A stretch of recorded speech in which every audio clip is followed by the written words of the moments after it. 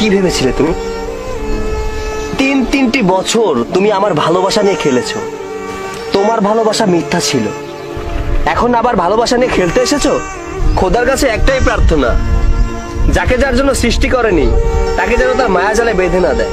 কেননা যে যাকে ভালোবাসে তাকে হারানোর যন্ত্রণা যে কতটুকু সে ছাড়া কেউ জানে না। তুমি কি ভেবেছিলে আমি এতটাই বোকা?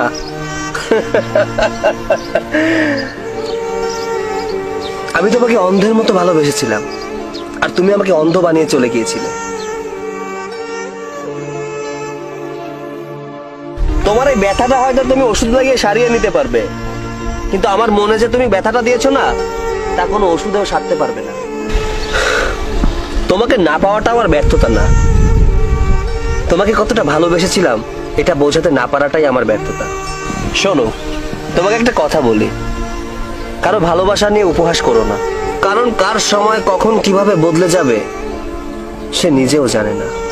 তুমি আমাকে মিথ্যা ভালোবেসেছিলে এটা ভেবে আমি দুঃখী না, বরং আমি দুঃখী এখন থেকে আমি কাউকে আর বিশ্বাস করতে পারবো না। কিছু সম্পর্ক ভাড়া বাড়ির মতো, যতই তুমি সাজাও না কেন ওটা কখনো নিজের হবে না। লবণ ছাড়া যেমন তরকারি স্বাদহীন, ঠিক তেমনি বিশ্বাস ছাড়া একটা সম্পর্ক মূল্যহীন।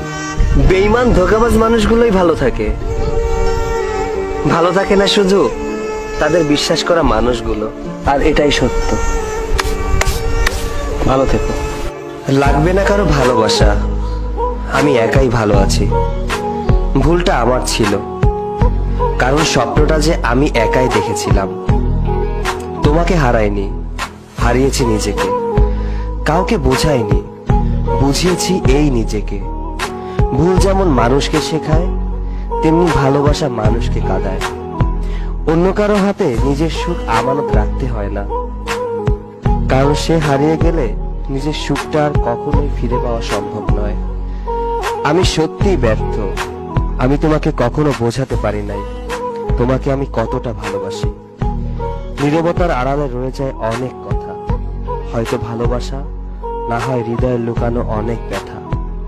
এটাই মানুষের জীবন, আর এটাই বাস্তবতা।